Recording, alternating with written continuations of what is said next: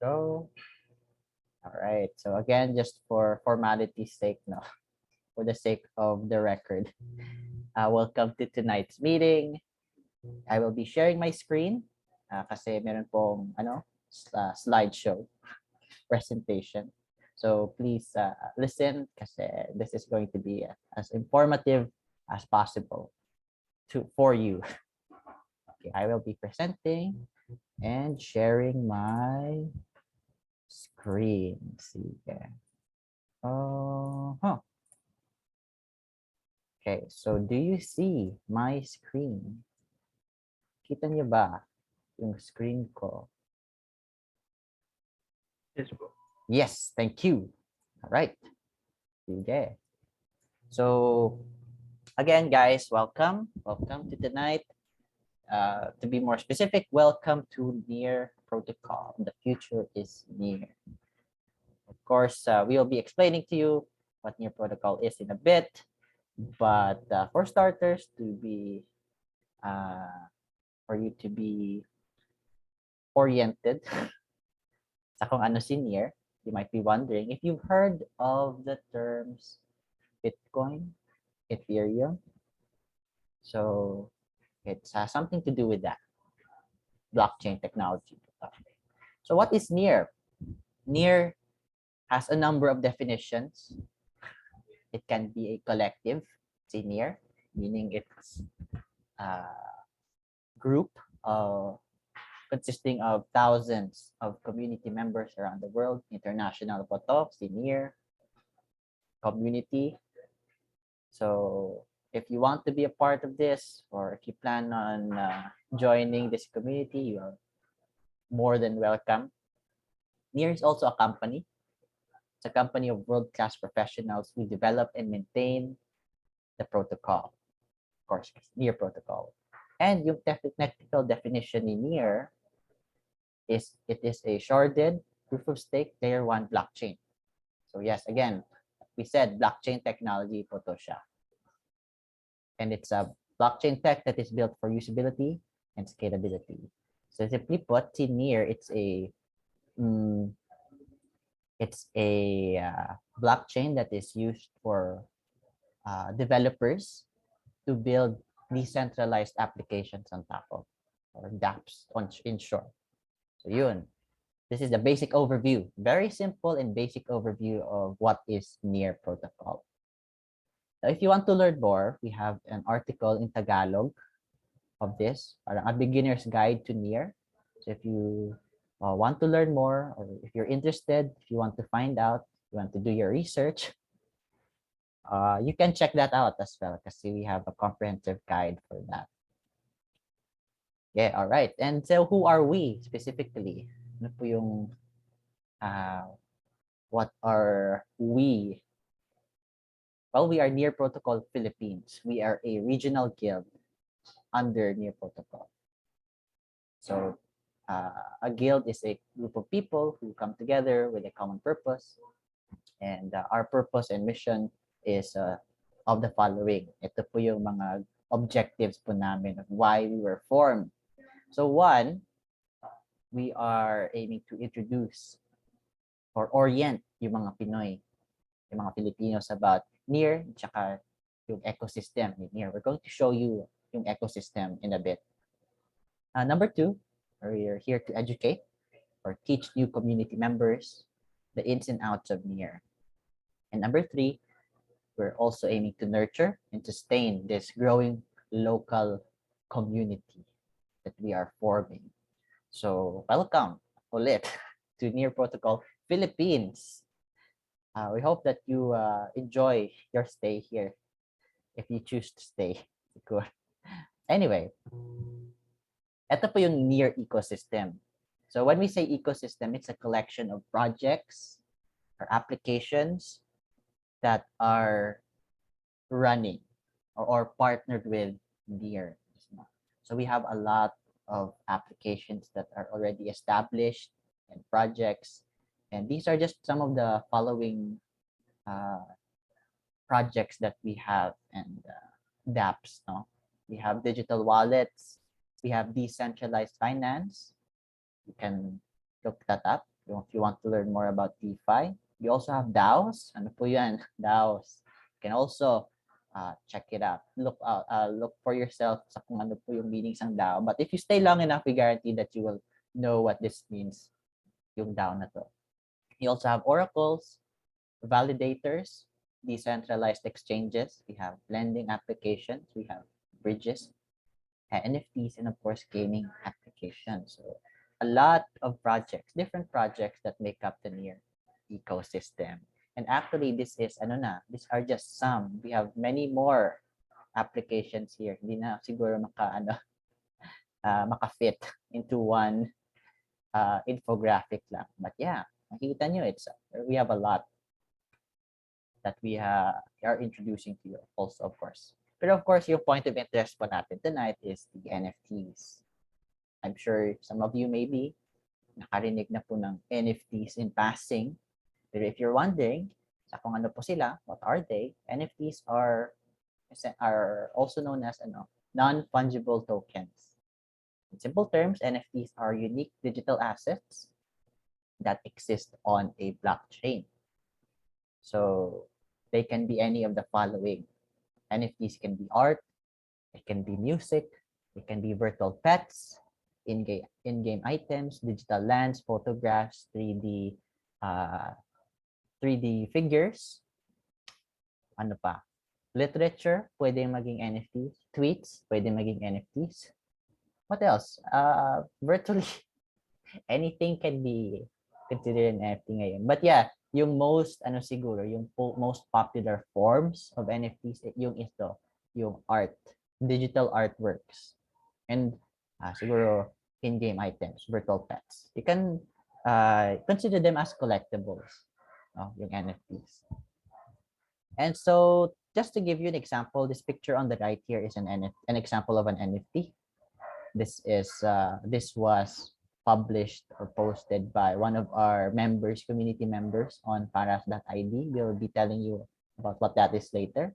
But yeah, just to give you an example, this is an NFT. And if your art style is like this as well, then yeah, you're in for a treat. Okay.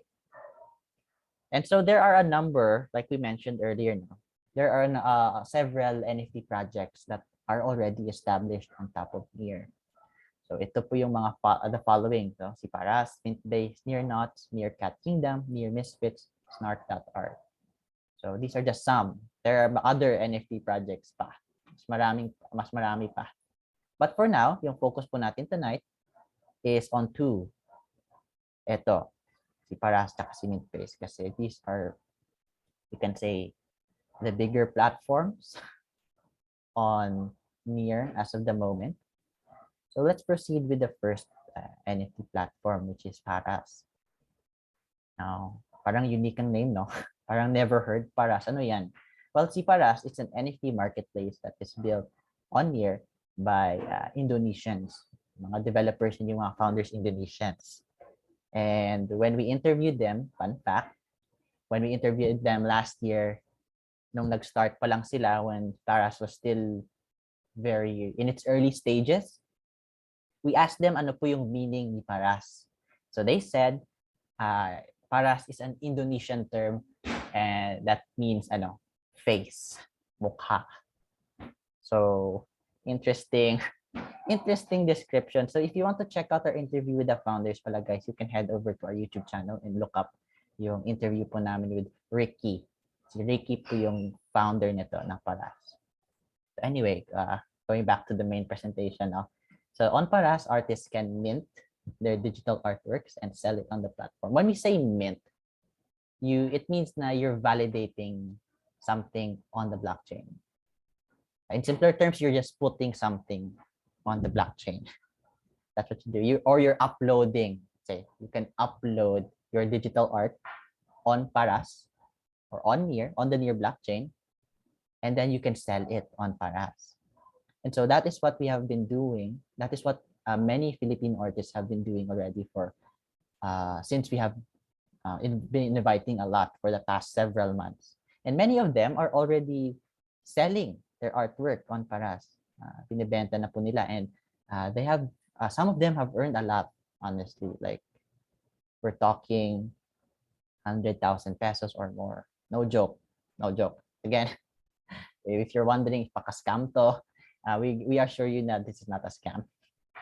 It's we're going to also show you some ano mamaya, some testimonies and some real life examples siguro. But yeah, update on Paras.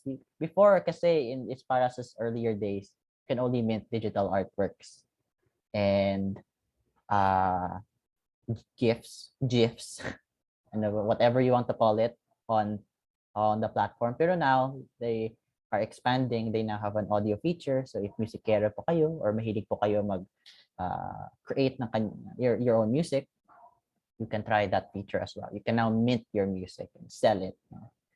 Paras also has comics. Pwede rin if mahilig kayo gumawa ng comics. You can also sell your comics there. So interesting stuff.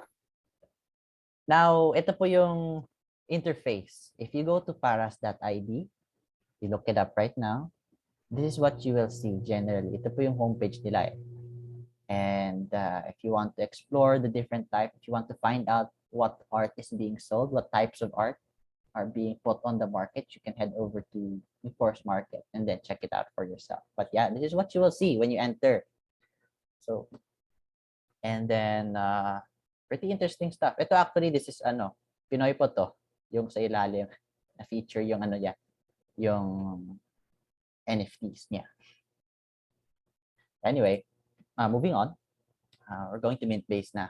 So Mintbase is also another NFT marketplace that is built on top of here.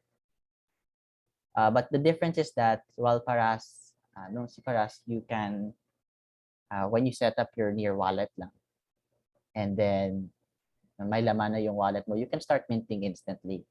Sa Mintbase, it's different. You need you need 6.5 Near to deploy a store. By the way, guys, Near is also a currency. It's also a cryptocurrency tulad ng Bitcoin and Ethereum. And of course, may value din to. So at the moment, Near is around 1 Near is $11, around 550 pesos more or less. So medyo malaki to yung investment if you want to set up a store. However, we Near PH, Near Philippines, meron po kaming store. We have set up our own store that you guys can access.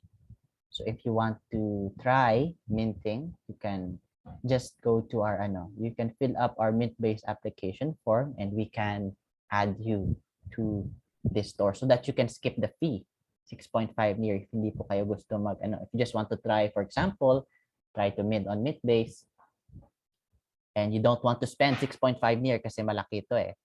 You can apply for our Mintbase application form for free. So you can start minting. It also has an audio feature. You can mint music there as well, and has a virtual gallery where you can showcase your NFTs. Let's say you've minted 10, 15 NFTs sa Mintbase. Tapos yung mga interested buyers, they go to your store, they click your virtual gallery, they will, if mahilig po sila sa VR, if you have seen VR before, parang ganun eh. You can walk around your virtual gallery and makikita na po nila lahat yung mga minted artworks nyo dyan on your own personal virtual gallery. And yes, they have this one store, multiple minters. If you want to set up your own store, let's say, and you want to add other people to your store, you can also do that. Posible rin yan. So you can add virtually an unlimited number of minters sa isang store lang. And yeah, we're also doing that. We're adding people to our Mintbase store. I think we've added around 100 people or more na actually. So we're also constantly adding people there. So please feel free to sign up for the Mintbase application form. And yeah, if you go to mintbase.io, this is what you will see. Makikita nyo. You can also head over to Marketplace to check the different NFTs that are being sold there. So these are the statistics at the time of the screenshot. As you can see, there are 900 plus stores and 29,000 near earned totally. So marami. It's also profitable. You can also sell there.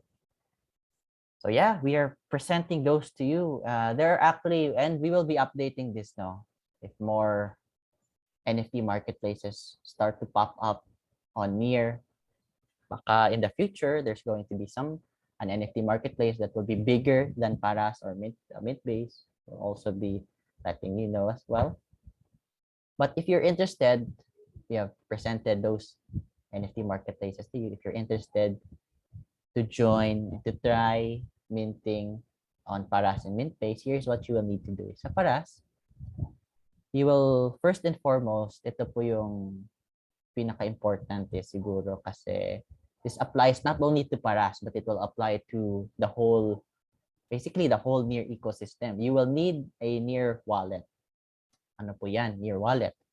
It's a digital wallet, guys, that you can store your cryptocurrency there. Like Near, of course, since ito po yung native currency ng Near blockchains, si Near. So if you will need to make a Near wallet, you go to wallet.near.org and then you follow the steps there. We will actually be showing you a video later as to how you can make a Near wallet. And then once you have set up your Near wallet and kapag meron na po siyang laman, you can start minting on Paras. Then, after you have started siguro minting, what you can aim for next is to get verified on the platform. Emphasis on getting verified. Kasi, although Paras is free, meron pong dalawang distinctions, you can say. Two types of Paras minters. Yung mga verified and yung mga non-verified. Yung difference po nila, you might be wondering, why do I need to get verified? Is yung mga verified creators, mas may visibility po yung mga artworks nila sa platform. Mas madaling makikita yung artworks nila compared sa mga hindi verified. So,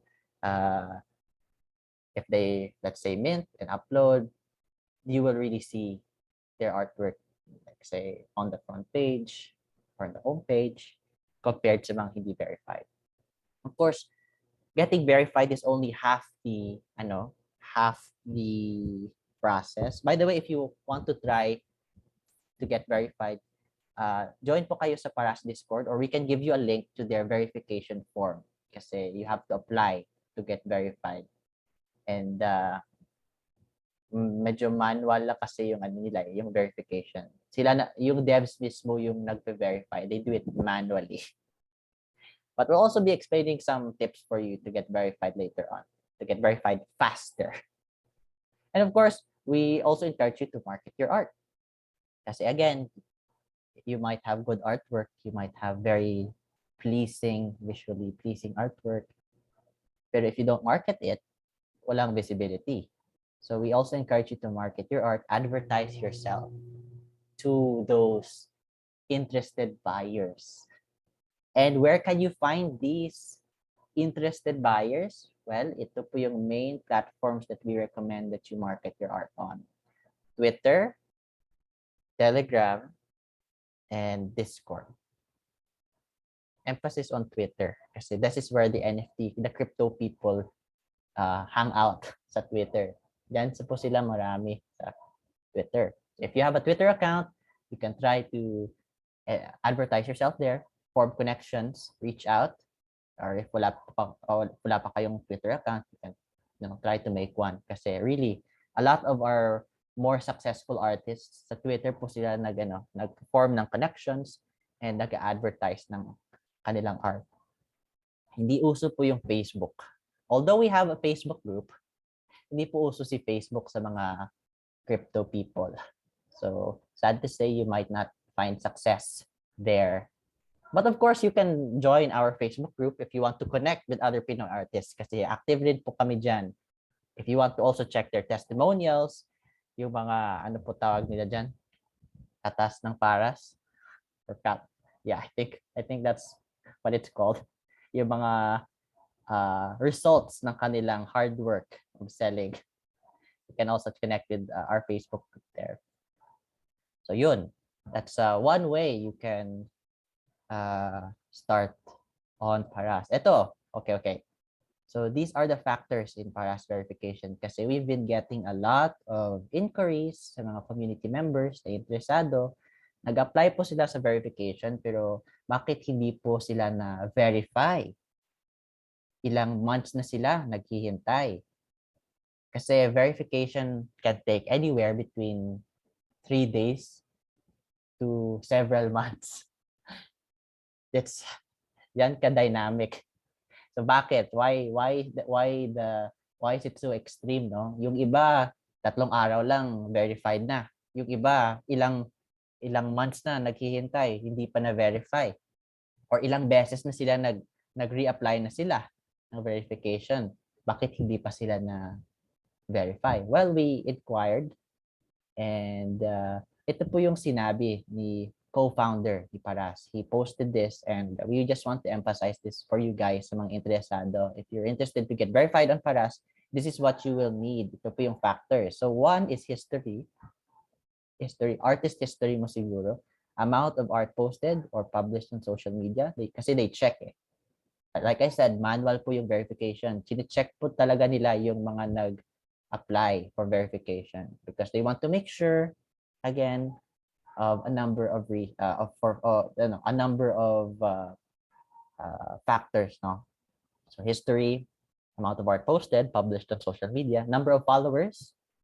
So also they also play a role. If you have more followers, the better. But of course, it's not going to only be the only factor. No? Also your style. If they see na parang unique yung style mo, you constantly publish new artwork or original pieces, then most likely they will verify you. Kasi one thing they noticed, sabi po nila, I just didn't include it here, pero Afik also said na lately, marami po silang nakitang mga artists na parang pareho lang po yung style. Parang same style lang. Walang uniqueness. And so gusto nila yung artist na that stands out again, that is unique.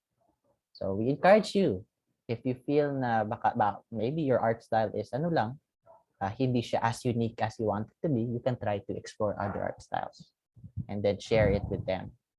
Also, again, the third factor is consistency, which is your dedication to producing new artwork and constantly producing new pieces is essential. If they see na constantly active ka, you're constantly posting mga work in progress mo na bago, and maybe your new pieces, then they will also consider that. But it's also good to remember, sabi nila, is the reality lang, no? Is not all creators will get verified. Why? Because one, sobrang they're getting a lot of verifications. Hindi lang tayo ang hindi lang Pinoy ang nag-a-apply to get verified. They also have other artists from other parts of the world applying for verification, and they have other artists who apply na makikita nila yung artwork is better, no? Mas maganda. Mas feel nila yung artwork ng artist na yan. So they will prioritize that artist. So that's why we are encouraging you. No?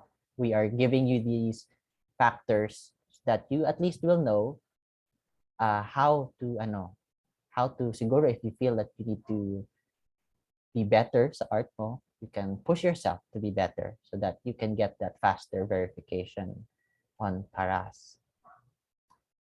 Ayun. So we'll also be sharing with you other things as well, other reminders later on.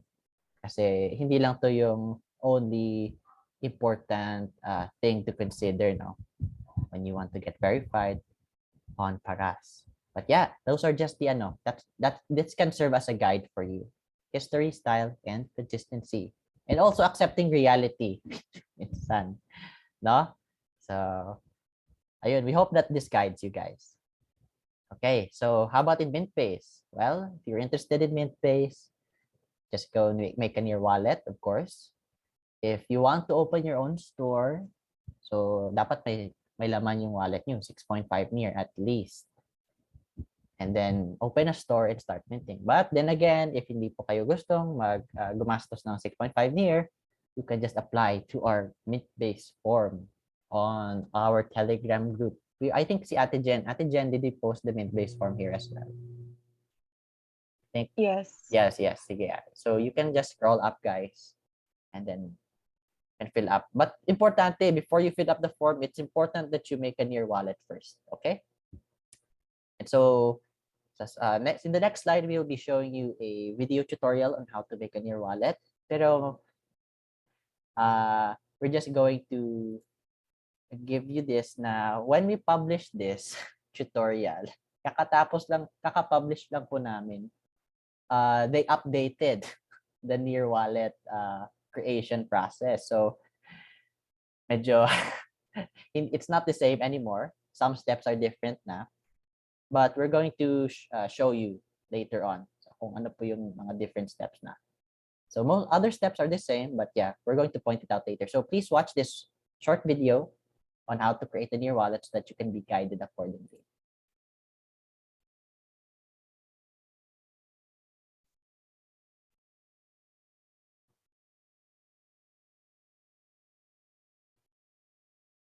To create your own Near wallet, type in wallet.near.org in your browser.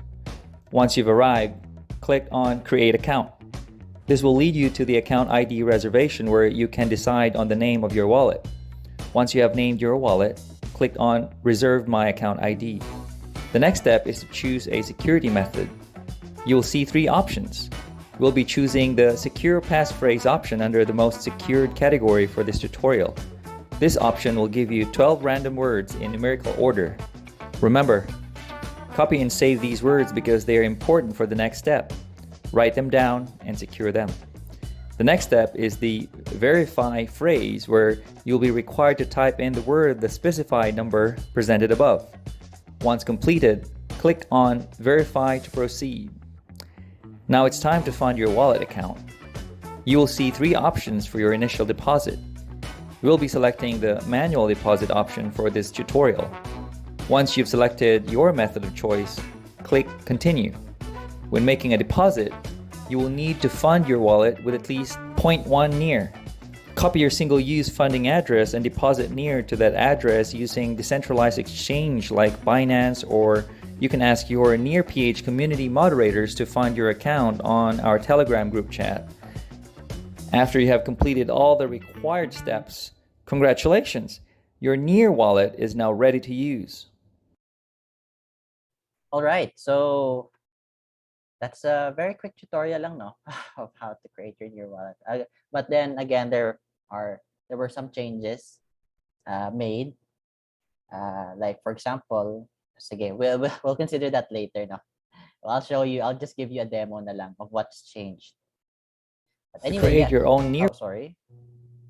Next. So okay. So basically that's it. We have presented to you, given you this overview. Kasi mga artists kayo. So we are giving you guys this opportunity if you want to make a living or to earn other ways to earn money through this presentation and orientation. We have given you these two platforms now, and there are other platforms coming for sure. For now, these are the two biggest platforms, Paras and Mint-based. And of course, if you're interested to join our community, please feel free to follow us on Facebook and Twitter. I think Ate Jen, can we post pwede po natin ma-post yung ulit, yung mga handles po natin, yung mga, so that they can follow us. Meron po kaming Facebook, Twitter, Medium, Telegram, and Discord. Yeah. So on Telegram is where we post our updates, as well as Facebook. Meron po kaming events. Also Twitter, guys. Don't forget to follow us on Twitter. We have, this is where we post our updates, our events. Kasi meron po kaming events. Actually, we are currently having one right now. Meron po kaming NFT contest sa mga Pinoy. And we are giving 10,000 pesos in prize pool, worth of prizes to the participants. So we're actually in the middle of an NFT contest ngayon. And yeah, like we said, if you want to connect with other Filipino artists, if you want to learn from those who are already experienced in the space, you can join these communities. And yeah, if you want to try, go ahead. You're more than welcome to use, no, make good use of these opportunities that we are giving to you. Yun. So that will be all for the presentation, guys. So if you have any questions, please feel free to share with me with the in the chat. You can put your questions there as a chat, and then we will be more than willing to answer your questions. Any questions, guys? Sorry. So if you want to fund your wallet, oy, Sir Angelo, andito ka pala. Welcome. Welcome. Thank you for dropping in. Ayun. Walang questions, guys? Any questions? Wala? Grabe. Attentive. Saan po pwedeng mag-fund ng wallet besides Binance? Kakabalik ko lang ulit mag-join ng meeting. Yeah, thank you for coming. Saan po pwedeng mag-fund ng wallet beside Binance? Well, if you want, you can, sir Jan, you can join our Telegram group. We can, kasi nagpa-fund din kami eh. You can ask around for community members and they are more than willing to fund your wallet. Oh yeah, by the way, yun, I should show you what's changed na pala. Kasi noon, ito, I can share my screen again. I'm just going to give you a demo of the wallet creation process. So what's changed? So if you go to wallet.near.org, you will see this now. If you go there, wallet.near.org, you will see this, create account or import existing account. If you click create account and then get started, if you notice, dun sa video, you are given, sa first part, you will be given the option to reserve an account ID. Pero ngayon, as you can see, wala na. When you click create account, wala nang reserve account ID. Diretso po siya sa security method. So what happens is that after mo na ma-create yung account mo, then you will need to reserve your account ID. So yan po yung yung bagong, what do you call this? Yung bagong procedure. Like for example, ito, you will see, I'm going to stop sharing and then you will see this. Let's say you funded your account and na-activate mo na, you will see this. Hindi pa siya it will not be a name yet. Ano pa siya, it will still be a standard funding address na parang mahabang, 64 characters. So hindi pa siya personal ID or human readable ID. But for example, this is just an example pala guys. Like this, this is what you will see when you activate it, right? As you can see, this is my sample near ID.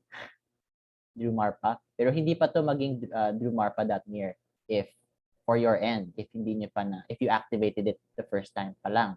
It will still be like random funding address pa, random numbers.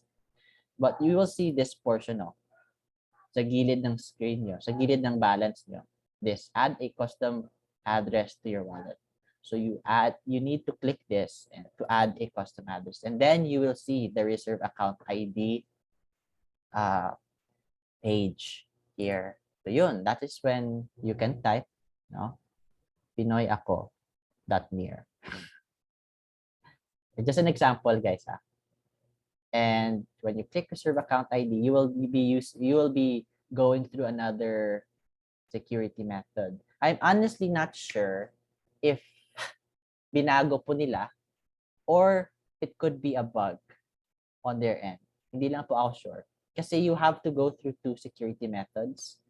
that is very confusing siguro for some. Kasi you recall, you need to secure. They will in the first step, you will be given a secure passphrase. It was mentioned in the video. This will be different pala guys for every account that you create. So please do not lose this. Ito sample lang to. So of course, we're not going to be using this kasi kikita nyo to. Kasi you should not show this to anybody. Yung passphrase na to. Kasi parang password mo to eh.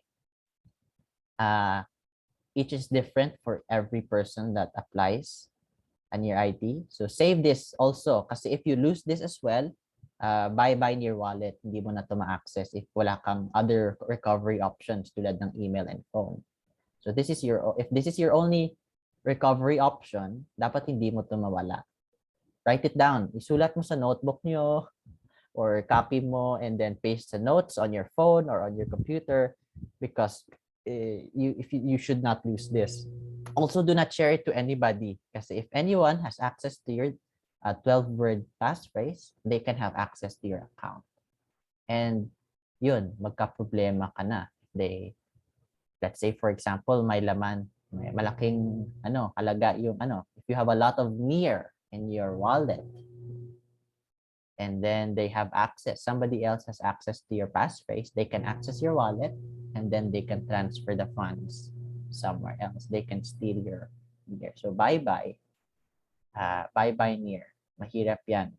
Kasi in blockchain, it's generally hard to trace your, where the funds, I mean, makikita mo naman kung saan siyang, pumupunta, but it's hard to trace once kinonvert na nila into maybe physical money na. So, sorry ka na lang. And that actually happened to one of our community members. Grabe, malaki po yung halaga na kinuha sa kanya. Kasi top seller po siya sa Paras. So, he earned a lot of near. And then, I guess siguro, na-hack po yung niya. Somebody got access to his passphrase, or nahack po yung email niya. He went to a site na they fished his data, and so na-access po nila yung wallet niya, and so he lost 500,000 pesos, 500,000.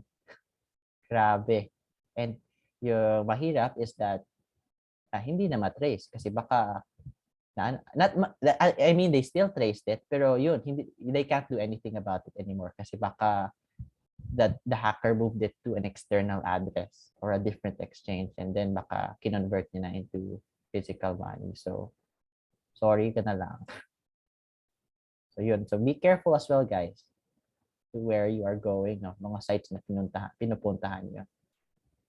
And yes, never share your secure passphrase with anybody. Anyway, going back, if you continue, word number 8, nominee. Example lang to guys, we won't be using this. Eto, you're going to fund your account ulit. So, we mentioned sa video that you will need at least 0.1 year. Yung 0.1 year na yan, that's used to activate your wallet. Ito, you will need 0.2 year na kasi you will have to go through funding twice na. So 0.1 year para sa initial activation and 0.1 year again for your account ID. So 0.2 year kailangan nyo. Also, you will need bakit kailangan may laman yung wallet nyo is that every transaction pala you do on the blockchain, every time you mint something on Paras or anything you do, meron po siyang tawag na tinatawag po natin gas fees or transaction fees. Almost every blockchain has it. Meron pong transaction fees. And sometimes sa mga malaking blockchain like Ethereum, gas fees are really expensive. Bawat transaction minsan $20, $50, $70. Aabot siya ng $100 per transaction. So, grabe, sobrang expensive pa lang.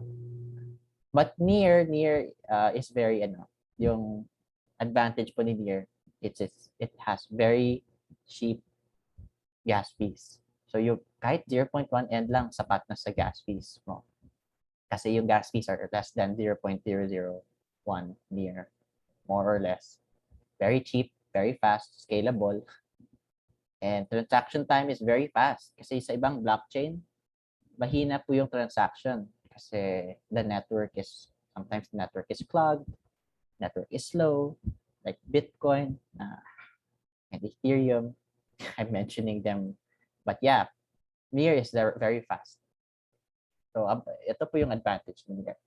Anyway, if you want to fund your account now, you can click manual deposit. Third option, continue. You copy the single-use funding address and you ask somebody, siguro, yung mga sponsor dyan to fund your single-use funding address with at least 0.1 Near. And then, copy-paste mo lang to. You can share this to Telegram. Then, somebody can fund your account and then you can click next. This will be changed to next if na-fund na po yung account nyo. Yun, that's how you can fund your wallet. That's what's changed. Two-step process na po siya. I hope this is just a bug or parang glitch on their end. But yeah, so for the moment, ito po yung process nila. You have to deposit Near twice.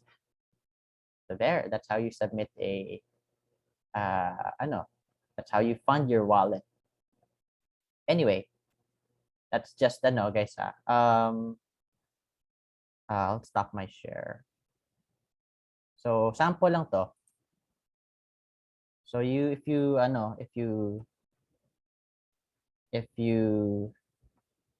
do that for yourself, we can try to also sa balance nyo kukunin yung gas fee per transaction. Yeah, tama. Sa balance na yan, sa 0.1 Near. Yan. Okay. So that's how you fund your account. So if need nyo ng tulong, need nyo ng help, funding your account, you can join sa Telegram, meron pong activation. We activate accounts na naman. Just send us a PM and we can keep that you can fund your wallet. Ayun. Any other questions, guys? Regarding sa gas fee, sa artwork, sarili namin gas fee or sa Near ang mag-gas fee sa artwork namin. Yes, that's why you need to fund your account, your wallet, Sir Alexis, no? With at least 0.1 Near. Kasi like, tulad ng sabi ni Sir Angelo, dyan yung galing. That's where they will be getting your gas fees. Pero sobrang liit lang naman yung gas fees nyo. Compared to other blockchains, gas fees on Near are very cheap. You won't even feel it. Ayun. And yeah, of course, yeah. I'll be also sharing your yung sa Paras. We're just going to give you guys a short tour of Paras. Ayun. So if you're seeing my screen, ito po yung marketplace ni Paras. So, nakita nyo, top collections, newest cards. If you scroll down, if you go to market, loading, there. You will see maraming varieties of cards being sold. So yun. You'll see what kind of art is there. So pixel art, GIFs. I think this is 3D as well. If you can see, guys, ito po yung makikita nyo dito. These are the prices in Near. And yung makikita nyo sa ilalim is their equivalent in dollars. So ito, this is selling for 9.98 Near, $110. So grabe, no? And if somebody buys that, automatically papasok na po yung funds mo sa wallet mo. It will go there. Whatever you earn on Paras or on Mintbase, if you have connected your wallet, then automatically, if somebody buys your artwork, it will go to your wallet. So there. And sige, we can, Sir Angelo, ano po yung Near ID mo? I'll feature you na lang. Dala. Kasi we feature some of our Pinoy artists minsan on Paras. Sir Angelo. Page. Ayun, yun. Kian97. Search natin. Oops. Saan po? Okay. Daming collection ah. Ito, I'll try this. Yung Fantasia. Okay ba? Ito, Sir Angelo. Wala pa. Ay, wala pa. Ano po yung pwedeng i-check na collection? Ito, yung runes ba? Pwede ba? Check natin to. Try Dragon Empire. Sige. Oops. Dragon Empire. Ito. Yung series na to. Parang it's not clicking. Oh no. Open link in new tab.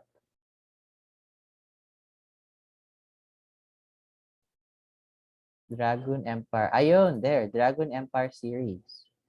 So, ito po yung collection ni Sir Angelo. Okay, this is his type of art. This is what he is selling. Kasi you can also have a collection, a series of cards. Your cards can be a series of artworks na related sa isa't isa. So, grabe, 300 near. Kanino to? Who's selling this for 300 near? Okay, so as you can see, this card, for example, 10 editions. Kasi you can, you can determine how many cards you can produce sa isa. For example, ito, 2, edition of 2, edition of 10. So, meaning 10 pieces of this card are available. Pero, as of the moment, all those 10 pieces are sold to people. Ito po yung makikita nyo mga owners ng 10 pieces na to, ng bawat card na to. So yung creator, si Sir Kian, si Sir Angelo, pero yung owners, of course, yung bumili ng card. And you can also see the history, no?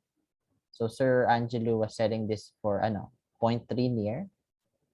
Tama ba? Yeah, 0.3 near, and you also will see kung sino yung bumili and when they bought it. So that's the unique thing about blockchain kasi yung lahat ng transactions are recorded. Makikita nyo if the card was sold recently, if the card, how many sellers na. Kasi there, you can also resell your card. Parang trading, you can say trading cards, only that you're selling them. Kasi malaki rin yung malaki rin yung kita if you by reselling cards lang. So, thank you, Sir Angelo, for letting us feature your collection. So that's just one, guys. That's just one of our Pinoy artists. Let's see. Wala na pang top artists dito. Top buyer, top seller. We'll check yung top sellers. So grabe, kita nyo guys, yung mga top sellers, look at what they're earning. 1,000 near, 1,700 near, 1,500 near. Almost 1 million pesos yung nila, yung kita nila just by selling their cards. Sino to ang mga noon a lot of Pinoy, maraming Pinoy ang andito nasa top sellers. Pero ngayon I think most of them are resellers ngayon. So makikita nyo, do you see these are what we call generative art na parang isang template lang. Pero meron lang variations. If you see, ito po yung this is Near Knots. We interviewed the founder of Near Knots and grabe yung resell. So, look at that. So, yung initial owner, sina Cool Dog, kasi isang lang to isang edition. That's what makes the generative art unique, isang edition. He tried selling this for 150, tapos 79, 66. You can see he's changing prices now.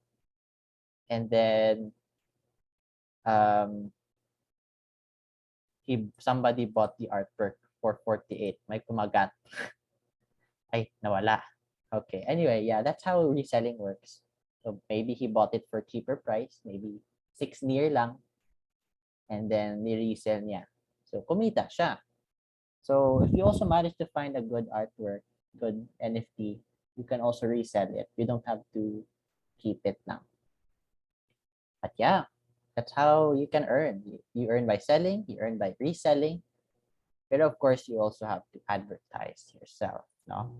On your, ano, ay sorry, pangalawang attempt ko na po, wala pa rin audio. Yes, Miss Leylay. Miss Leylay, please check your audio. Please connect your audio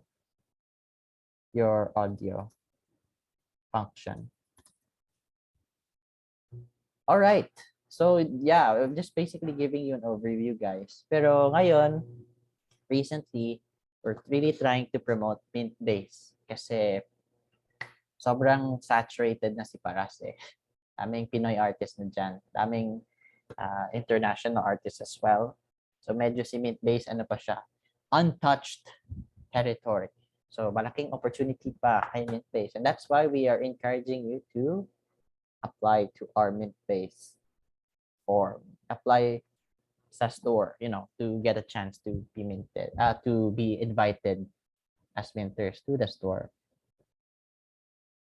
Also, yan guys, we also just want to emphasize pala na please be careful as well when you do, let's say, when you start entering, if nakagawa na kayo ng wallet and you start minting on either Mintbase or Paras, please avoid, copying art. Copy paste lang or tracing other people's artwork kasi time and time again, maraming incidents na mga artists na that are on the platform na they're copying lang. May nakikita sila na artwork sa Google or sa Pinterest, kinokopya lang nila, copy paste, mint as their own artwork and sell it. And so, yung mga makakita and na-realize po nila, if they realize na ay kinopya lang po nila ni so and so yung artwork na to, they can report you. So, you can get into trouble for plagiarizing.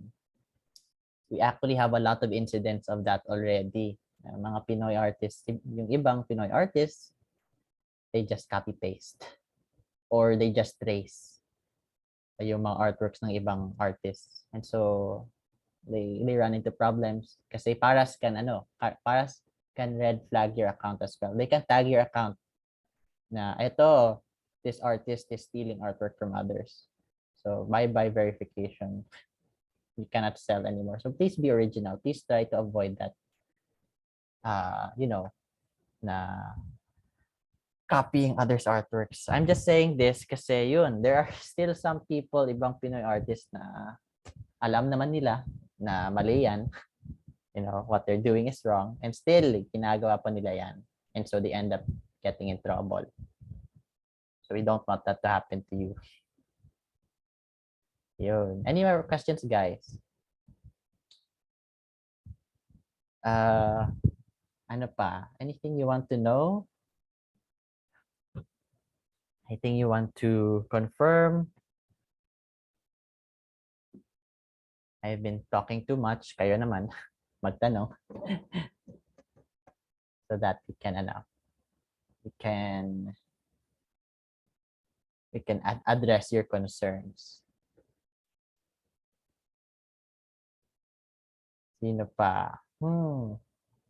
Can Paras now mint videos? I don't think so. I think hindi pa, Sir Angelo. Parang full length. I don't think. Hindi pa sure. I haven't seen Paras feature like that. No, hindi pa. But maybe in the future. What is royalty? Yes, royalty. So royalty, guys, there's this thing sa cards nyo, right? If you mint a card, you will be asked to put your royalty in. Royalty, tulad ng music, for example, it's like a sum of money, a percentage that goes to you Like for example, if you created an artwork and you sold it to somebody and that someone sold it to something else, you will get a portion of that sale. Yun. So royalty is like a parang it can be considered as like income as well for you or payment as well for you, even though if your artwork is being resold, you still get a portion of that because of your royalties. Yun. So it can be a form of passive income as well. So usually 10%, 20% royalty is ideal. We're going to also publish how to mint your artwork on Paras soon. So watch out for that. It's a guide for you guys.